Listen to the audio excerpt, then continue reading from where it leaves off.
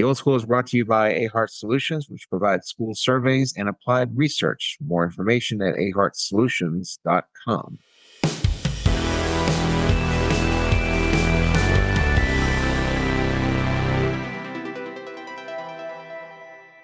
And good morning. Welcome to another episode of the Old School Podcast, a podcast ostensibly about the American education system, although we have been known, and it seems to be we're doing it more and more. We've been known to dabble into other areas, as we will today. And with me in this endeavor, my very good friend, Dr. Stephen Bourgeois. Morning, sir. Hey, Miller.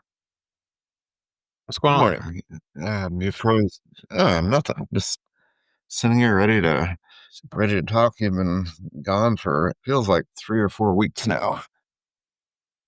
Well, it was a confluence of events that has led us to these last 2 weeks not working out too well. First, you were in Oregon, but that wasn't the. I mean, we were going to record while you were in Oregon, and these things happened. Your schedule and got a little bit tighter. And then the next weekend, I was in Quebec, but you were under the weather, and so the last 2 weeks have not been kind to us as far as scheduling stuff, and so therefore we have been off the map. And so we should really do a bunch of episodes and just kind of like shelve them, and then Shelve them? in the event that something like this happens again. Yeah, we use every piece of footage that we record. It's not like we have these outtakes or, these hidden episodes. What it is Deep what we're cuts. Exactly. Exactly. There have been a couple, I will say, that we've just recorded that we can't put that out there. Oh, yeah, there's definitely been, yes. Yeah, a few of those. And I mean, people would find those usually it's when one or probably both of us are in a snarky mood and we don't really do anything but tease each other, and then we get off the track and nothing happens. And you start shaking. And ultimately it starts divulging into like F-bomb tirades and just Something like that. And you'll text me and saying abort, little messages in the chat. And that spurs me on to press forward. This has sucked more than anything has ever sucked before, or something like that. And think, okay, we're getting something here. Well, are we alert today? I've never been more alert here, Miller. Really? I am, yeah, I'm locked in. Like, I'm just waiting for you to get back. Excited to give opinions about anything under the sun. You name it. Well, as I mentioned briefly, the Old School Podcast was on an unintentional hiatus. Oh. By the way, the Old School Podcast can be found on the Old School Podcast 2021 on Instagram. If you care to check that out. I will say it's been rather uncluttered by recent posts. Oh. So we haven't done much on that. That's how we like it, right? Well, to be honest, yeah, probably so. But anyway, so we have all this stuff, we just been taking off. I've been in Quebec. Have you been to Quebec? I've been to Quebec City. Does that count? Yes. Okay. Well, yeah, it's in Quebec. So, yeah. So how long ago but you were just there just last year, right? Yeah, about a year ago. A year ago. Yeah, just over a year. But we just had one day there where our cruise ship was positioned, and we had enough time to walk around and get some food, have some poutine, and I got a hat. That was one of my goals of the trip, and I got a flat hat from one of your little rascals hats. It's an Italian hat, actually, that I purchased in Quebec, which makes perfect sense. As you do. Yeah. I think many people travel to Quebec City. You walk the same steps I did. Climbed the steps, saw the view up there. They had some cannons positioned there. If you probably saw that as well. So for those who don't know, there's three parts to Quebec City. If you're curious, Yeah, there yeah, is the coastal area. When I say coastal, I'm talking about along the St. Lawrence River. right. Okay, and then you walk up, as you said, a lot of steps to get to the old town. Now, the old town is still kind of surrounded by the old city wall, and after that, you go outside the city wall, and then you have the more modern city. This is where you get ugly apartment buildings and 1960s ideas of, cool architecture. And so you get some pretty strange buildings there, and that's where all the neighborhoods are. But it's basically into three areas. So we were staying in the coastal area. We're staying where the ships come in and the throngs disembark. And then we spent up time in the old town. Now, did you go up the stairs? Oh yeah, yeah. I went Okay. up and down and up and down. I definitely went up and down. That was a requirement to So see the what we needed main, to see. the dominant fixture of the old town skyline is the Hotel Frontenac. And this is massive hotel. I don't know if it was always a hotel. My sense of it is it was always a hotel. And there's a kind of a promenade that surrounds part of it that has the cannons that were once used to defend the city. And it's Yeah. just down from the Plains of Abraham. Now, the Plains of Abraham is where the fort is that had the more direct responsibility of defending the city. Interestingly enough, those cannons that you saw along the promenade, these once tools of war, tools for killing people, Yes. are now jungle gyms for the children of tourists. Yeah. I think I climbed up on one to take a selfie or something. So there's something historically grotesque about it, and then there's also something rather historically fitting that what once was an instrument of destruction shall now become mitigated, as it were, shall become diminished in its importance to the point where you have snot-nosed brats climbing on it, pretending to do God knows what. It's called war games, Sir Miller. Playing a war like we used to as Great, kids. great movie, by the way. Oh, Do you remember that movie? yes, I have. Matthew Broderick? Didn't it Yeah, didn't it take didn't it take place in Oregon? no, I can't imagine. Uh, That Oregon would ever be the scene of a movie like you're that? you're telling me about your youth in the '80s, Sir Miller. Well, it's a great movie. Kids like Matthew Broderick plays some high school punk that's breaking into computers and breaking into school and resetting his grades and, um, what everyone aspires to do in education today. Just Okay, any old grade, yeah. it doesn't matter. At least you weren't waxing whimsical about Ali Sheedy, Sir Miller. So, Was that Alice Sheedy? Plays the uh, girlfriend? yes, it was. No, it wasn't actually. It was somebody else. I think it was Ali Sheedy. It was. You it Well, where did Ali Sheedy come from? I don't know. She's pull Ali Sheedy out the was oh, yeah, it was Ali Sheedy. Yeah. You So, know when it's Ali Sheedy because it's Ali Sheedy. I can't believe we're talking about this when we're actually our topic has to do with not just Quebec, but the idea of the North. That's what we decided on.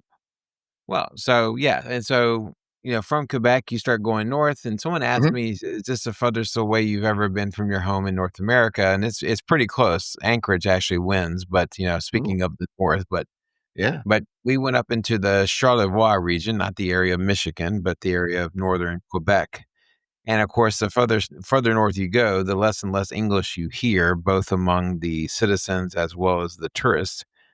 And so, thankfully, I have a marginal skill in French, and so I was able to traverse the scenery, check out the sights, check out the mountains. And so you went further north, becomes much more agrarian, much more boreal. What do Okay, you I'm do? looking at the map. So Quebec goes way the heck there. You know, the bourgeois come more from Nova Scotia. Um, so you weren't treading on bourgeois when you were up there in Quebec City, but we were a little bit east and south of you by the water. We thought briefly about Nova Scotia, but then we're told by someone in Quebec that there was nothing there, and so we decided not to go. What kind of a what would you call don't go there. You don't wanna go to Nova Scotia. It's incredibly beautiful there, and that's where the bourgeois, It's one of the most cultural. beautiful rocks in the water that you'll ever come across. The beautiful rocky Nova Scotia. New Scotland for Uh, those who I was about to say that, but I thought everybody already knew that. Um, so you went north and spent a night? well, we So were can there you for about 5 claim nights. We were there for about 5 north of nights. so how far north of Quebec City was it? Well, it's about a couple hours. So I think the furthest north we went was Bay St. Catherine, which is right near it borders the estuary of the St. Lawrence River before it dumps into the Gulf of St. Lawrence, and then before that dumps into the Atlantic Ocean. So it's pretty far north up there. Okay, so were you camping? Not camping. We had a very ridiculously expensive, fancy schmancy house that we were staying in that overlooked the river. And yeah, so it was like a super modern house, and it was so modern, it didn't have stuff like chest of drawers. It didn't have the practical things that someone would need. It was not what I would call a comfortable house. The beds were nice, but as far as like you were still living out of your suitcase because there's no effing drawers to put your clothes You don't in. need drawers. You're there for, like, There for 5 days, 5 huh? nights. I was there for You 5 live out nights. of your yeah, 5 nights is anything longer than that, you unpack your suitcase. No, anything longer than, like, 2 nights, you unpack your suitcase. No, And I never so, know what we had, like, we had 1 rod to hang towels on, and there's 2 people presumably in a bedroom. It sounds like was you're complaining. beautiful. Well, I am complaining. It was a crappy house. Huh, It was still what beautiful and gorgeous with great views. what I'm getting at is here, Miller, when you step outside that far north and you take a deep breath, can you explain what happens? The deep breath. So so all of us in here, you and I, in Mhm. here in the studio, all of us in here have read Heart of Darkness. And Heart of Darkness becomes this path into a darkened, more increasingly claustrophobic, dangerous path that the reader is being taken into. When we went up north, it seemed like the exact opposite. It seemed like things were becoming brighter, things were becoming fresher, lighter, um, more positive, healthier. The food was better. It was the exact opposite of Heart of Darkness if Heart of Darkness ended up being a pathway for someone retiring, for example. One could easily retire in that region of the world, I think. You think, but you can also come up with 1 or 2 reasons why they probably wouldn't stay there for their retirement. Well, there's Um, probably a Canadian legal thing that probably prevents you oh, from doing. no, it's not that, but it's freakishly cold. In about 1 month, they'll smell that air, and then they'll also feel the effect from the lake and the wind and say, "Oh, I need to go anywhere but here." Well, yeah, but I mean, isn't that the trade-off? If you're gonna Yeah. live Oh, in yeah. a beautiful area like that, isn't that the trade-off?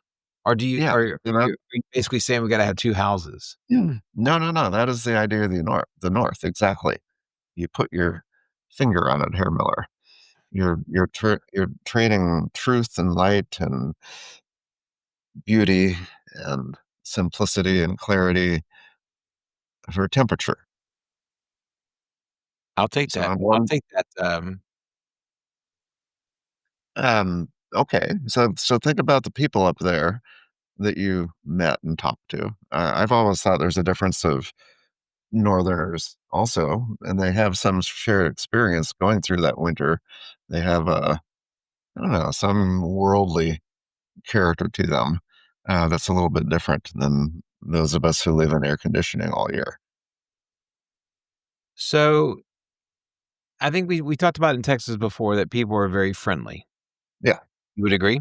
And so Texans are friendly, but as in with the South in general, I think one could say that there is a kind of a superficial quality to it. Now, that's not to suggest that the friendliness comes from a self-serving or otherwise genuine place, but it's just that the initial interactions is a bit not organic. People tend to be, particularly uh, expressively, positive and kind and happy and welcoming and all this other stuff. And you understand that it's kind of superficial, but you also kind of accept it because it's kind of born out of a social norm that you're nice to people and that you're nice to strangers and you're welcoming and what have you. In the North, it's not the opposite. But what you have in the North is you have a longer proving period that takes place. it's not like 2 or 3 seconds. No, no, Oh, no. you're one of us. Okay. You just got here. Congratulations. You're a Texan. But no, but it's the idea that there is a desire to see proof of one's bona fides, one's quality of character, one's commitment to a place. That this not going to be just some fly by night kind of an area where you just jet in and jet out and you really not connected to it. It more is required of you than just showing up in the North. And so for the Northern personality, I think that that's the kind of the first example, and that is the first evidence that you're someplace different. I could imagine moving, say, to Michigan because I've done that in between being born there and noticing something very similar. As far as meeting people. Even at school with the other teachers, there was this it was impenetrable for a little bit. And I'm talking about a month or two. Felt very much an outsider with my little cart moving into other people's rooms because I was a itinerant German teacher at that point, and but I felt that way, personally, and but eventually you get the nod, and it does take a little bit of time, but then you start doing things, and you have to take a little bit more effort to show up, and if you show up a few times, then they become incredibly welcoming. So I saw something once about people moving to Germany from other countries. And invariably, all the people they interviewed were from places that were, say, more southern in climate and in personality. And they talk about a lot of the people talked about the fact that they found it very, very difficult to make friends in Germany. And you find out through the course of the conversation that they'd been there like 2 months or 3 months. Yeah. Or Hmm. if they had been there longer, they were talking about their initial few months in Germany. Right. But what happened with in Germany, for instance, because Germany has a northern kind of a personality and mindset as well, I think you would agree, Mhm. is that in the north and in Germany, there is that distance. There is that, I want to say standoffish because they're not rude necessarily, but there is that kind of separation a little bit. But like you said, but once you break through that, once you cross that threshold, you now enter into a whole different world. And you step into a world that is full of relationships just as deep, just as meaningful, just as rewarding, just as comforting as anything that you would find in Texas and or any place else in the South. You can talk about this globally, that cultures along the equator or in southern climates or near the equator have a more vivacious kind of national identity. And the further north and south you go, the more reserved it gets. But usually more north is what people talk about. I like that image. There's also a difference, say, in Michigan between northern Michigan and the rest of Michigan. I'm talking about the Upper Peninsula, and they share something, and that's the north of the north. We're already north in Michigan, Mhm. but it's a different mentality. It reminds me of Game of Thrones, and I know you've not watched it, but they talk about the North and the king in the North, and that group that was in the North, they actually north of them, or they of their territory, they built a wall to prevent, the real wild people in the north of that to Right. to invade, and so those people in the far north, called those people they call them Southerners. They were, I mean, it's like people in northern Michigan calling the rest of Michigan Southerners, even though they're already in Michigan. There are, I guess, degrees to being in the north. And it, Can you sense, and I know most of your time that you spent in Michigan was more in the northern areas of Michigan rather than the southern parts like Detroit or, what have you. Do you think that there is an appreciable difference between southern north and northern north? Or do you think and sometimes do you think it's kind of put on? Because I think, for example, the epitome of the northern attitude, most people will bring up not the bucolic surroundings of rural Minnesota, for instance, but they'll talk about like New York City. oh, And sometimes I think people put on some of that attitude just because they know they can, because that's their reputation. Do you see there's a real difference there, or is it just kind of playful banter? well, it's actually a more rugged country, so I think there is a difference. There's more isolation. There aren't any cities up there, and then there's this incredibly high and long bridge that separates the two. So there's a geographic difference, but I think you're right about cities. Cities tend to bring with it, a lot of different things. But if it's actually rustic and it's separated and it's you're away from, you get the feeling like you're away from civilization a little bit more, and so you would maybe band together. But you talk about it to somebody in Lower Michigan about, like, oh, I'm from the UP. It's like, Upper Peninsula. It's like, oh, you're from a different world. You're from Mars. Right.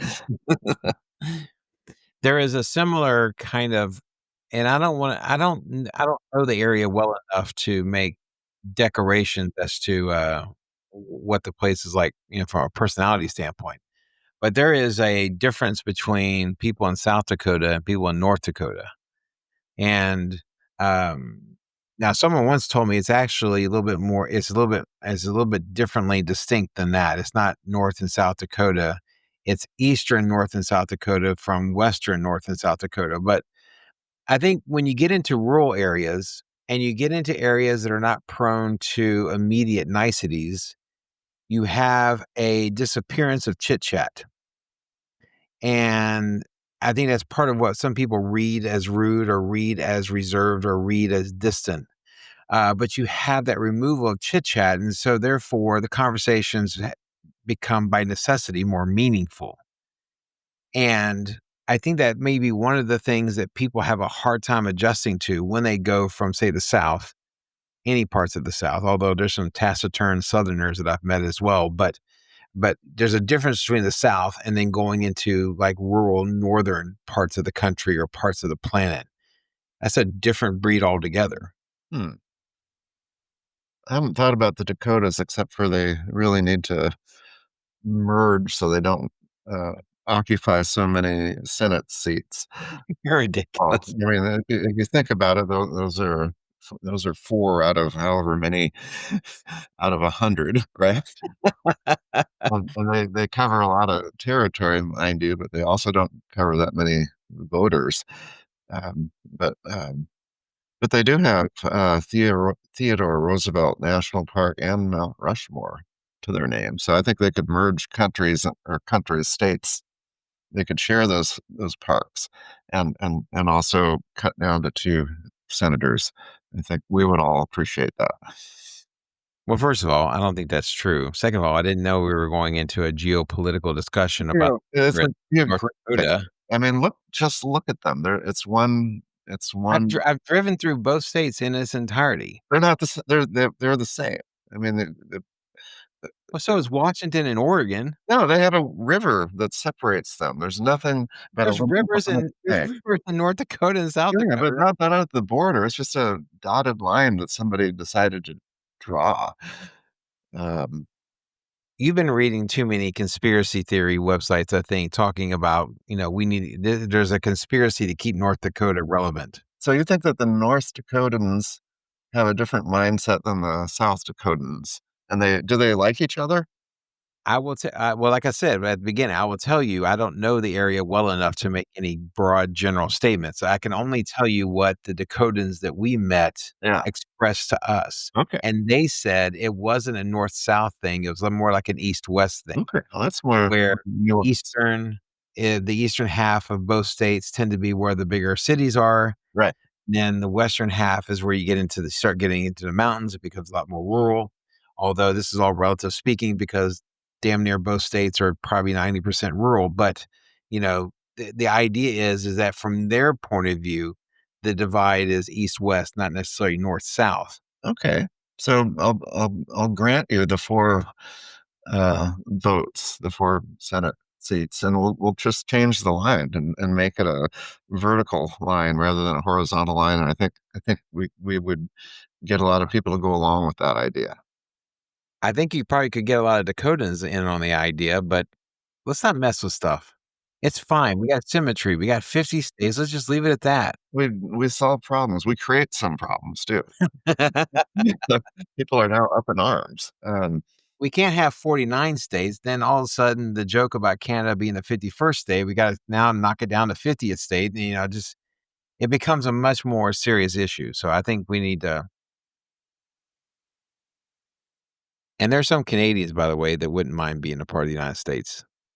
I'm sure there are one or two. So have you considered? I mean, after being there, did you get the feeling I'm just going to stay here? This is great. This is where I need to plant my flag.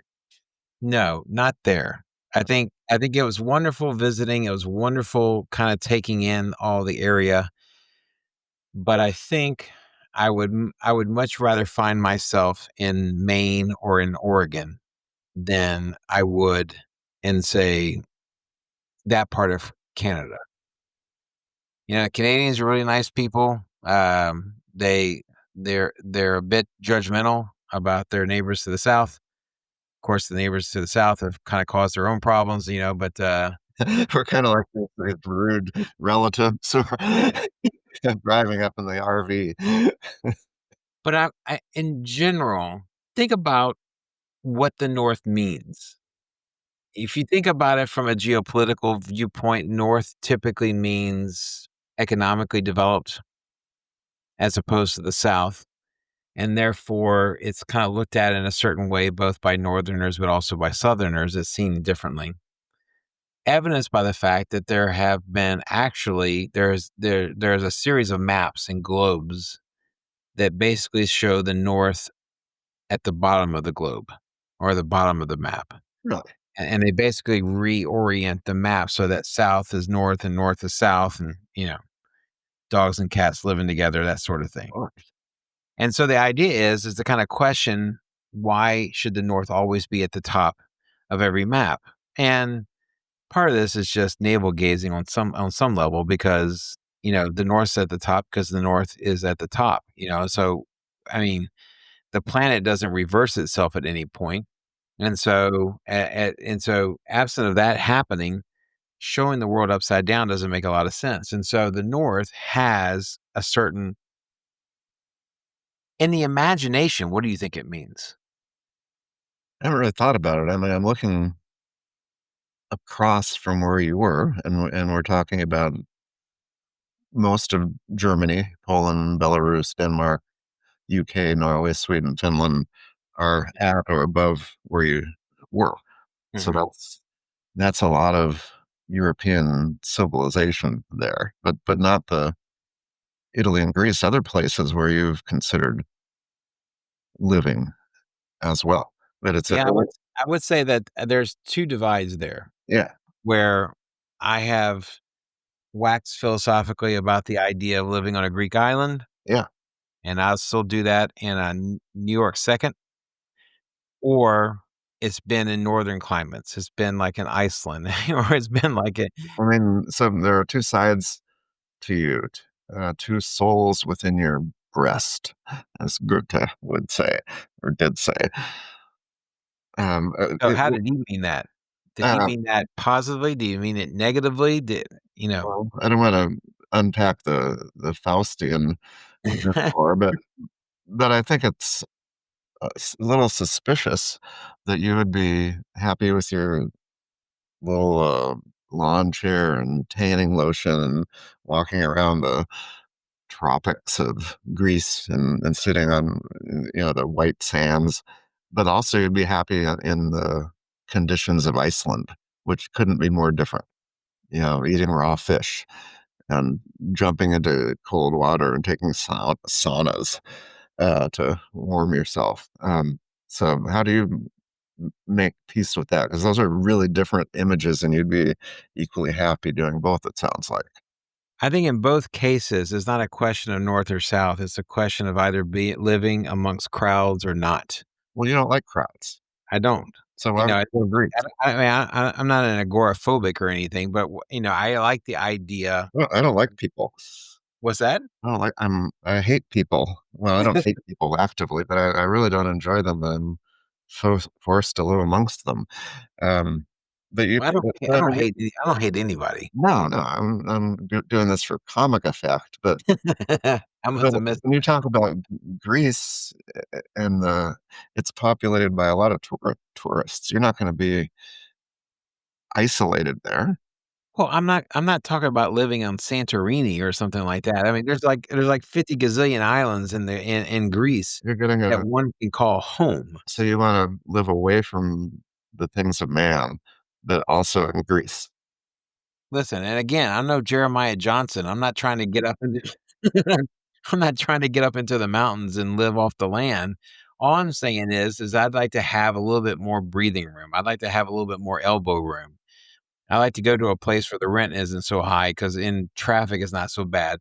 I Okay. would like the idea of living on a Greek island. I have talked about, I don't know if I talked about it on here, but I've talked about the idea of going to Chios, which is the island that my grandfather came from.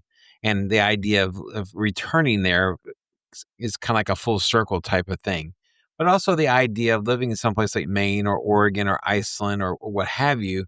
And there's a certain amount of remoteness to that too. Again, it's not devoid of people. It's not devoid of civilization.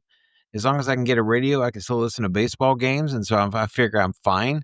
But it's just the idea of living in a place where there's a little less people, and not that people are the end all to be all, but people like Jeremiah Johnson, that kind of represents a movement that happened in the 1820s, where people were feeling kind of constricted by the growth of cities, limited as it was in early U.S. history.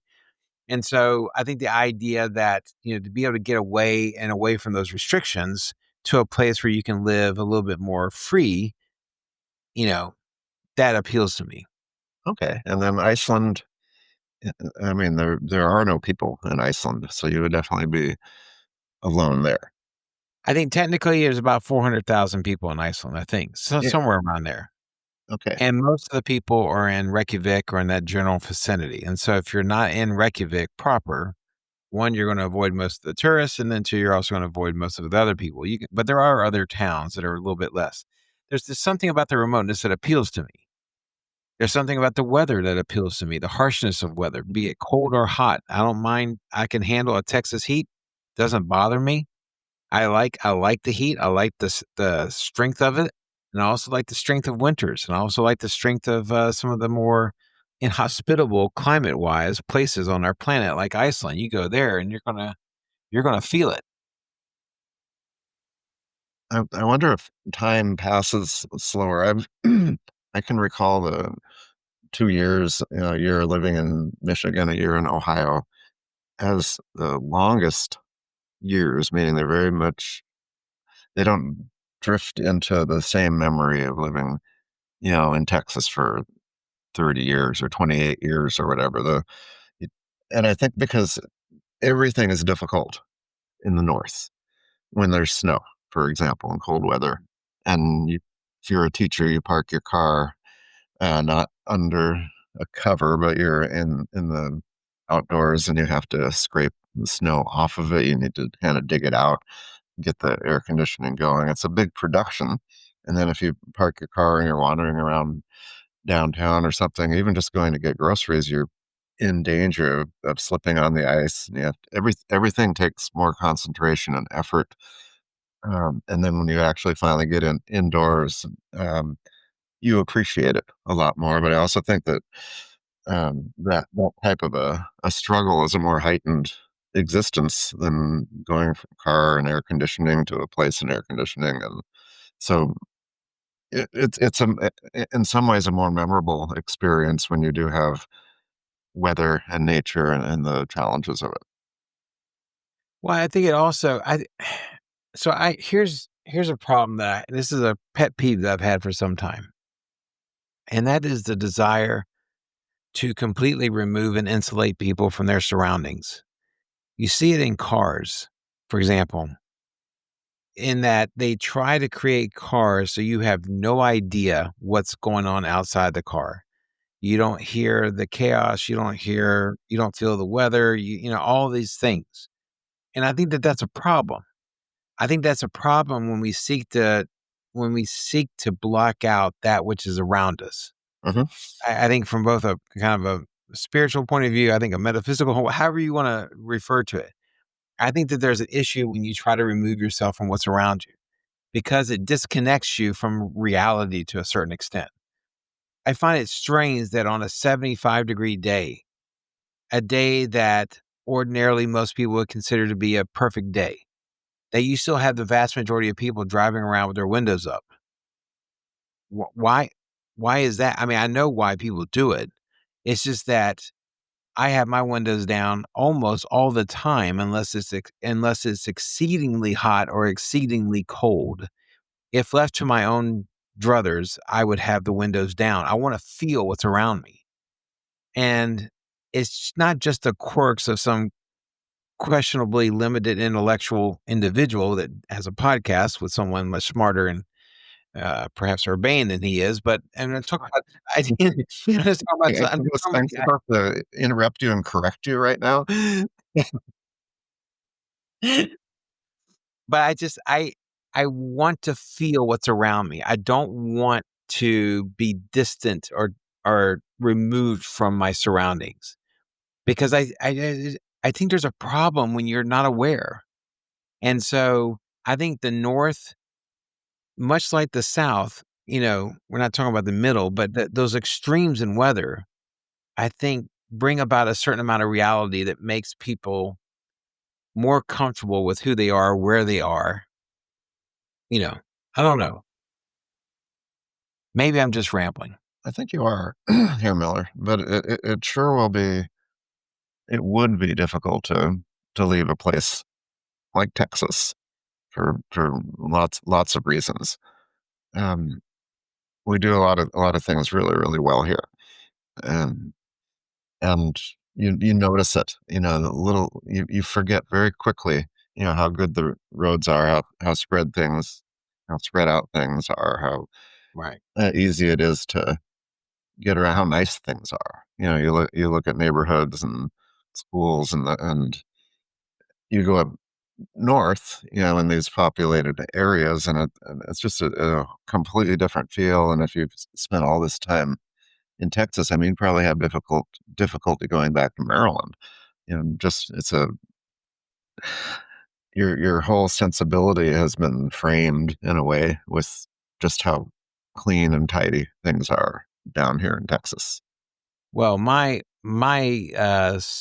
sometimes stated unwillingness to go back to Maryland has nothing to do. Well, it may have something to do with the fact that there's also family drama as far as that goes. But is it? But I think. But yeah, I think you're right. I think I would have a hard time trying to reintegrate into Maryland, but I don't think for reasons that separate the northern places from the southern places. I think, yeah, you're right. Texas does do a lot of things well, but I'm not sure that any decision I make, whether I end up on a Greek island or whether I end up in Iceland or someplace similar to it, will be because I don't like the way things are here in Texas. I think it has more to do with the desire to be more connected to where I am. And I think that creates a more well-balanced individual. When you talk to people in the North, when you talk to people in the rural North, I think part of why they sometimes come across as reticent is because usually those superficial first conversations are not real, and they're surrounded by what's real, and they live and work in what's real. And that's why sometimes those unreal conversations can be harder to take.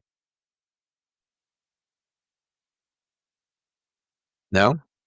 I'm leaving dead air because I think you're completely right.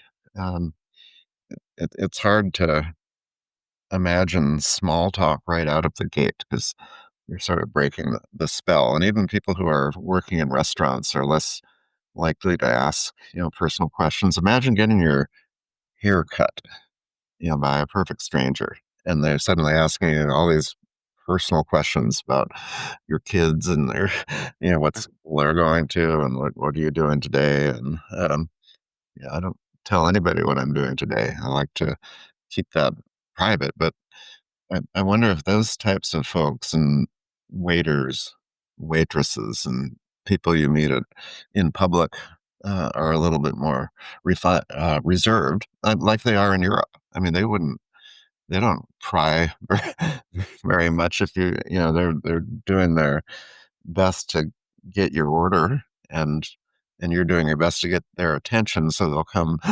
Yeah. and give you some service. Um, but the idea of small talk is not part of that interaction.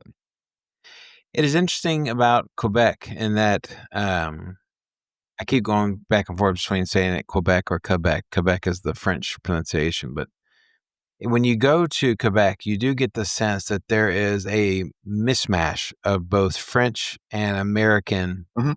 in the general sense, American personality traits. That there is the kind of the French, and again, France is a little bit difficult because it spans the gap between the South and the North, but there's that French reservedness Mhm. along with the American practicalism, I think. And again, when I say American, I mean more like North America, not specifically the United States. But so there is a bit of a mismatch when you go to Quebec. But I think that's yeah, I think you would have a very different experience. I've had very different experiences in restaurants in northern climates as opposed to southern climates. And it's not that one is necessarily bad in the other, but I mean, but there's a I think if someone says, "I don't like to go into the North because they're rude," I think you've purposely chosen not to understand the difference. I think you've purposely chosen not to understand why one group of people are one way and one group of people are the other way. You could argue that Quebec is just about right. It has that balance. I mean, I noticed it, talking to people on there seemed to be, yeah, this weird combined sensibility that it was really positive. I mean, it didn't have that. There was no fatigue, at least in the people that I talked to. Right. Just going through the motions. They were a little bit outgoing, like the cliche American, but they also had a little bit of coolness and to them. We may have stumbled into the place that's. I mean, technically, if you look on the map and you see Iceland, you see Greece, and then you see Quebec. It sort of splits the difference, in a way. So maybe you were there and it was surrounding you all along, combining all the things that you like. Hmm. Well, I don't know if we've drawn any conclusions or broken any That was new. that was a conclusion. Uh, there's one perfect place, and it's right where you were. um, Perfect might be a bit of a strong word, but certainly an enjoyable place. There you go. One that I recommend to anybody, uh, as long as you act nice to people. Yeah. Don't embarrass yourself or Don't us. be don't be a dick. Just be friendly, just be nice, just be kind. You know, um, I don't know. Who knows? But anyway, so there's our return to action Yeah, episode. just nailed it. Time and time again. Well, we will be back next week, provided no one leaves town or gets sick.